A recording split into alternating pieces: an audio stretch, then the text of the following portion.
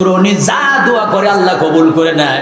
জীবনের শেষ মুহূর্ত পর্যন্ত মা ওয়াইসকুরুনির জন্য পাগলপাড়া 10 জন লোক থাকলে সেখানে বলে ওয়াইসকুরুনি আছে কিনা।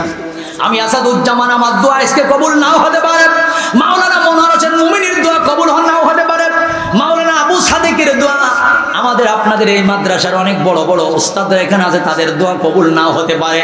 এই আরশনগরের কোন সন্তানটা জনম দুঃখিনী মাকে ভালোবাসে, বাবাকে ভালোবাসে, এমন একটা সন্তান আজকে স্টেজের পরে আনবেন, ওর হাত ধরে আজকে আখেরি দোয়া করানো হবে। ওই সন্তান যদি প্রকৃত মা বাবাকে ভালোবাসে মন থেকে, আল্লাহর কসম দিয়ে বললাম হতে পারে ওর দোয়াটা আল্লাহ কবুল করে নিবে। বর্তমান সময় আমার বাংলাদেশে এই আমলটাই কিন্তু অনেক পিছিয়ে আছে, যে আসলে পিতা মাতার সেই পরিপূর্ণ হক আমরা কোনো সন্তান আদায় করতে পারি না। একবার জোরে জোরে বলুন কথা ঠিক কিনা। কোন সন্তান মনে করেছি একটু খাইতে দেওয়া আর বছর একটু কাপড় দেয়া, এটা মনে হয় পিতামাতার খেদমত না, এটা পিতামাতার খেদমত না।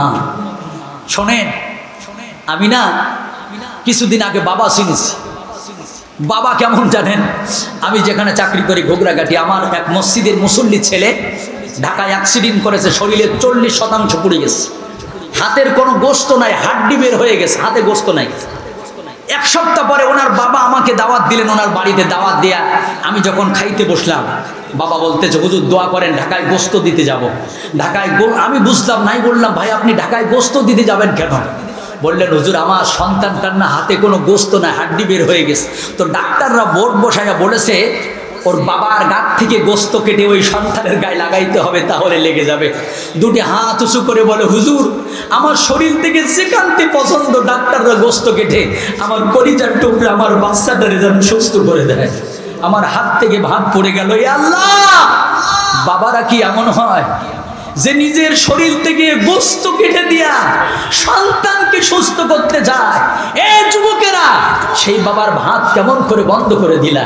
সেই মায়ের ভাত বন্ধ করে কেমন করে দিলা? সেই বাবার সাথে কথা কেমনে বন্ধ করল? মুসলমান বন্ধুরা রে আমার, আমার বাংলাদেশে এমন মা আছে আজকে এত অসহায়, 4-5টা সন্তান থাকতেও তাদেরকে রাস্তায় ভিক্ষা করা লাগে, বৃদ্ধাশ্রমে তাদের আশ্রয় ঠাঁই হয়। আপনারা জোরে বলুন তো, বাংলাদেশে এমন জনম দুঃখিনী মার পরিচয় আছে না? না, মায়ের কান্দন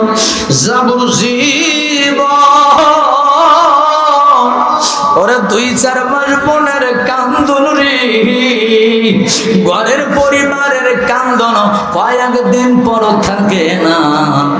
দুঃখের দরদি মা, জনম দুঃখিনী মা, গর্ভধারিণী আমার জনম দুঃখী মা। 10 মাস 10 দিন মায়ে এই গর্বে দিছে ঠাই, রক্ত মাংস খাইয়া আমরা এলাম ববে ভাই, ভূমিষ্ঠ হইয়া আমরা উঠিলাম কান্দিয়া, শান্ত করিল মায়ে বুকের দুধ দিয়া। মায়ের প্রসাবের কালে ওরে বুক ভাসে মার চোখের জলে রে, ওই সন্তানেরই লয়া কোলে ভুলে প্রসব যন্ত্রণা। দুঃখের ধরতি মা, জনম দুঃখিনী মা, গর্ভধারিণী আমার জনম দুঃখী মা। আপনাদের কষ্ট হচ্ছে? আলোচনা কি চলবে? ওয়াজের নাম ছিল দোয়া কবুল হয় না কেন? ইনশাল্লাহ হবে। জোরে বলেন ইনশাল্লাহ। তবে 10টা মিনিট বিরতি, কোরআনের মাদ্রাসা। আমি আসাদুজ্জামান এই কথাটা প্রায় বলি, আল্লাহি আল্লাহর কসম, এই দুটো ঠোঁট দিয়ে কোনোদিন মার সাথে একটা মাকে গালাগালি করি নাই, বাবাকে কোনোদিন একটা বড় কথা আমি বলতে পারি নাই। কেন জানেন? এ কোরআন আমাকে